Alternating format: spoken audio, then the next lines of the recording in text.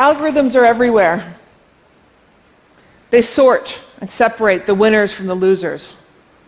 The winners get the job or a good credit card offer. The losers don't even get an interview, or they pay more for insurance. We're being scored with secret formulas that we don't understand, that often don't have systems of appeal. That begs the question, what if the algorithms are wrong? Algorithmic bias, like human bias, results in unfairness. However, algorithms like viruses can spread bias on a massive scale at a rapid pace. Algorithmic bias can also lead to exclusionary experiences and discriminatory practices. If we want a computer to understand how to do something, we need to give it an algorithm. Pick up brush. Algorithm sounds like a big word, doesn't it? But actually, an algorithm is something very simple but important. Pick up toothbrush. An algorithm is a list of steps you give to computers to solve a problem or get something done. And whereas an airplane that's designed badly crashes to the earth and everyone sees it, an algorithm designed badly can go on for a long time, silently wreaking havoc. In her book, Weapons of Math Destruction, data scientist Cathy O'Neill talks about the rising new WMDs, widespread, mysterious, and destructive algorithms that are increasingly being used to make decisions that impact more aspects of our lives. So who gets hired or fired? Do you get that loan? Do you get insurance? Are you admitted into the college that you want to get into? Do you and I pay the same price for the same product purchased on the same platform? Law enforcement is also starting to use machine learning for predictive policing.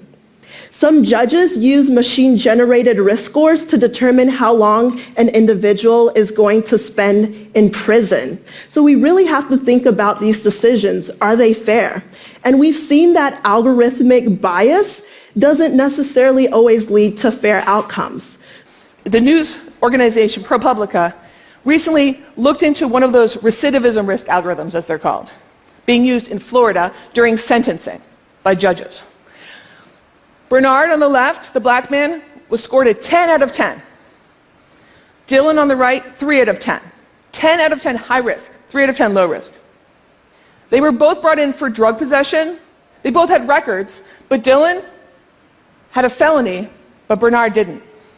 When someone is found guilty, this is just assuming they even go to a judge, which often doesn't happen, the judge is asked to think of a recidivism risk score to decide how long that person should go to jail. And Mika mentioned things that keep you up at night. This kept me up at night when I learned about this. Some of these models that are being used now, which is again widespread, 22 states use these things. They're state by state.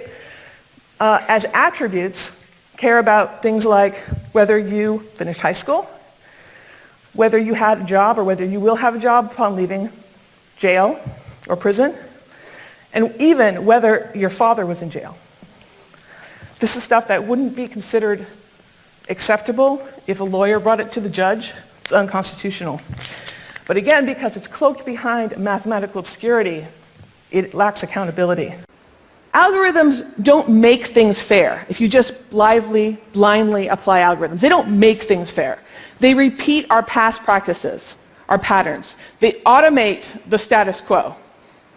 That would be great if we had a perfect world, but we don't.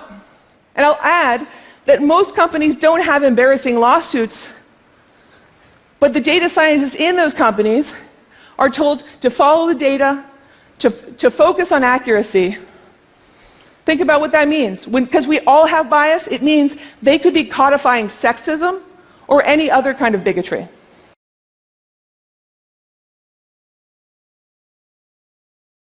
To get the encoding movement started, I've launched the Algorithmic Justice League, where anyone who cares about fairness can help fight the coded gaze.